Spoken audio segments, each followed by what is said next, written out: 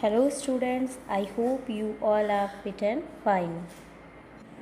Last हमने पढ़ा था फोर्स, देन आज हम पढ़ेंगे प्रेशर. प्रेशर क्या होता है और pressure in solid, liquid and gases. There are many physical situations where pressure is the most important quantity. If you are peeling a apple, then pressure is the key quantity. If the knife is sharp, then the area of contact is small. Then the area of contact is small and you can peel with less force exerted on the blade. अगर आपने sharp knife लिया है और area of contact कम है तो उसमें आपको force कम use करना पड़ेगा. If you get an injection then pressure is the most important quantity in getting the needle through your skin. जब आप डॉक्टर वगैरह आपके इंजेक्शन वगैरह लगाते हैं तो उसमें भी प्रेशर बहुत ही इम्पोर्टेंट क्वांटिटी है. उसमें शार्प नीडल की आपको नीड होती है जिससे कम फोर्स के साथ उसको इजीली इंजेक्ट किया जा सके. It is better to have a sharp needle than a dull one since the smaller area of contact implies that less force is required to push the needle through the skin. Liquid and gases also exert force. Liquid और gases भी pressure exert करती है. Before we answer what pressure actually is, let us perform the following activity. The thrust compressive force acting perpendicularly to the surface acting per unit area is called pressure. Thrust क्या है? जो किसी भी surface के perpendicularly जो act किया जाता है फोर्स, वो क्या है? Pressure. If F is the compressive force acting on an area of cross section A. F क्या है? कंप्रेसिव फोर्स और किस पे एक्ट किया जा रहा है? एरिया ऑफ क्रॉस सेक्शन क्या है ऑब्जेक्ट का? A. Then the pressure is given by is P. From the above formula following conclusion can be made about pressure. The lesser the area of contact of a given body the more is the pressure exerted by it. अगर contact area कम है तो pressure ज़्यादा exert करना पड़ेगा और अगर area ज़्यादा है तो प्रेशर की कम नीड है. The more the area of contact of a given body the lesser the pressure it will exert. Next है यूनिट ऑफ फोर्स. फोर्स की यूनिट क्या है? In the SI system force is measured in newton. Force को किस में measure करते हैं ऐसा यूनिट सिस्टम में? न्यूटन से. And area in metre square. Area को मीटर स्क्वायर से डिनोट करते हैं. Therefore the unit of pressure is, तो प्रेशर की यूनिट क्या बनेगी? Newton per metre square. Because pressure का क्या है? P is equals to force per unit area. However newton per metre square is called pascal. इसको हम पास्कल भी लिख सकते हैं. In honour of the French physicist Blaise Pascal. Thus, when a force of 1 Newton acts perpendicularly on an area of 1 meter square, जब 1 newton force 1 metre area square वाले surface पे perpendicularly act करता है, the pressure acting on the surface is 1 pascal. तो उस पर जो pressure act हो रहा है वो कितना है? 1 पास्कल. तो प्रेशर का क्या फॉर्मूला है? P is equals to F upon A, force per unit area. Next examples of pressure है, इसमें न्यूमेरिकल है. फर्स्ट है a girl of mass 50 kg standing on pencil heels each of area of cross section of 1 centimetre square. Find the force exerted by the girl. इसमें acceleration due to gravity कितना है? 10 metre पर second square.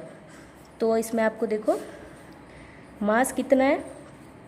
50 kg. Force exerted, force क्या हो जाएगा? Mass into acceleration. तो मास कितना है? 50 kg. एक्सेलरेशन कितना गिवन है आपको? 10 मीटर पर सेकेंड स्क्वायर. इसको आप मल्टीप्लाई करोगे तो ये कितना हो जाएगा? 500 न्यूटन. ये आपका फोर्स फाइंड हो गया. नेक्स्ट है एरिया ऑफ क्रॉस सेक्शन दे रखा है आपको 1 मीटर स्क्वायर, बट ये 1 हील का है और अब 2 हील्स का हमें फाइंड करना है. तो area of cross section of 2 heels ये कितना हो जाएगा? 2 इंटू 1 सेंटीमीटर स्क्वायर. ये सेंटीमीटर में गिवन है तो ये हो जाएगा 2 सेंटीमीटर स्क्वायर. देन इसको मीटर स्क्वायर में कन्वर्ट करेंगे तो क्या करेंगे? 2/100 और स्क्वायर दे रखा है सेंटीमीटर, तो इसका स्क्वायर हो जाएगा, तो ये हो जाएगा 2/10,000। ओके, नेक्स्ट प्रेशर फाइंड करना है, तो प्रेशर कैसे फाइंड करेंगे? Pressure exerted bye the girl. Pressure क्या बताया था मैंने आपको? Force per unit area. Force कितना है? 500 न्यूटन फाइंड किया था आपने यहाँ पे। देन इसमें आपको अपॉन में एरिया ऑफ क्रॉस सेक्शन कितना है? 2/10,000। जब इस ये ऊपर चला जाएगा मल्टीप्लाई होगा तो ये हो जाएगा 500 न्यूटन अपॉन 2 इंटू 10,000। ओके, तो ये आपके आंसर आ जाएगा 250 और पास्कल। प्रेशर को किससे डिनोट करते हो? पास्कल से। ओके, नेक्स्ट एग्जांपल देखो। An elephant of mass 2000 kg and foot area of 250 centimeter square standing on floor, find the force exerted by the elephant on the ground. Acceleration due to gravity कितना given है? 10 metre पर second square. Plus इसमें क्या देखोगे आप? मास कितना given है? 2000 kg।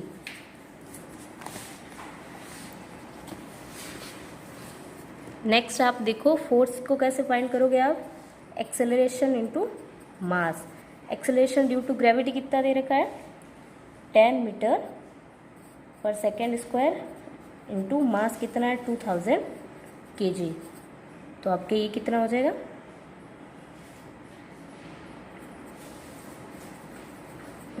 Okay, next आपको क्या करना है? एरिया आपको दे रखा है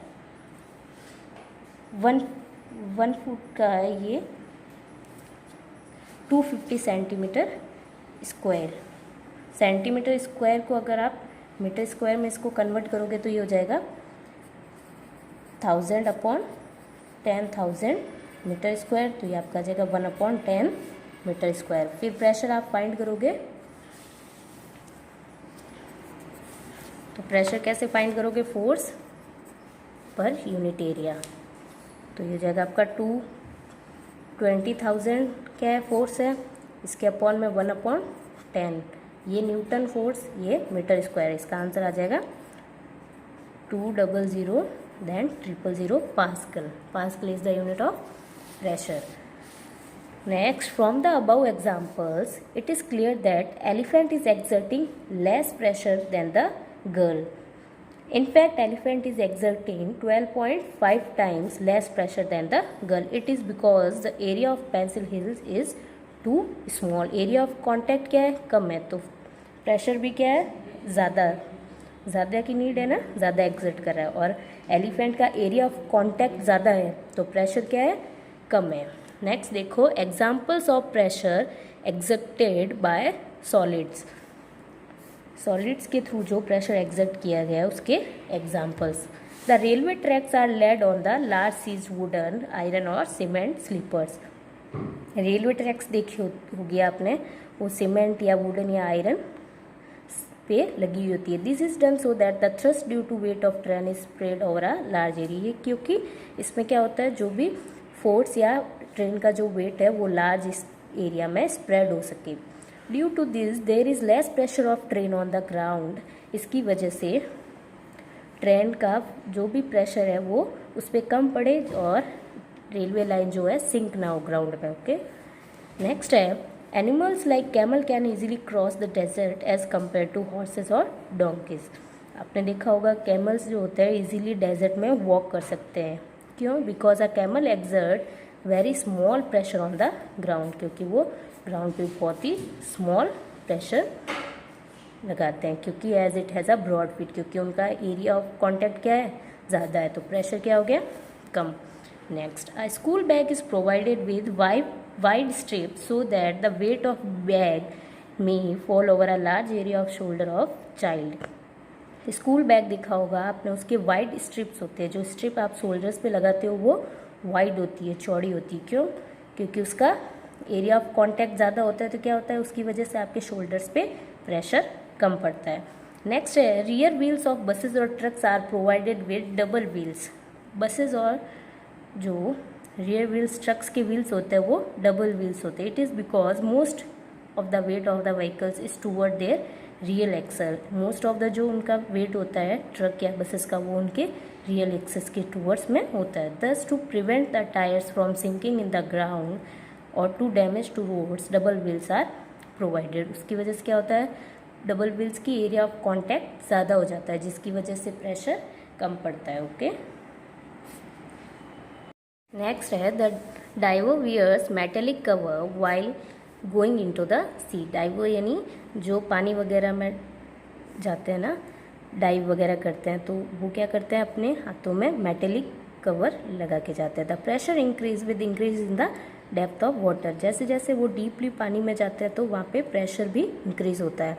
the increase in pressure is 1 atmosphere by 10 metre increase in depth of water. Atmosphere में जैसे 1 पास्कल इंक्रीज होता है प्रेशर, तो वही वाटर में 10 मीटर पे और ज़्यादा इंक्रीज होता है। मतलब बाहर के कंपैरिजन में वाटर में प्रेशर ज़्यादा इंक्रीज होता है। If this pressure falls in the diver directly ही विल नॉट टॉलरेट इट। अगर वो प्रेशर डायरेक्टली डाइवर पे अगर डाइवर से टकराए तो उसको टॉलरेट नहीं कर पाएगा। Therefore if diver wants to go to the large depth, अगर वो डीपली वाटर में जाना चाहता है ही, तो उसमें क्या करता है, अगर वो डीपली जाता है वाटर में तो मेटेलिक कवर पहन के जाता है। The pressure of the water column falls on the metallic cover.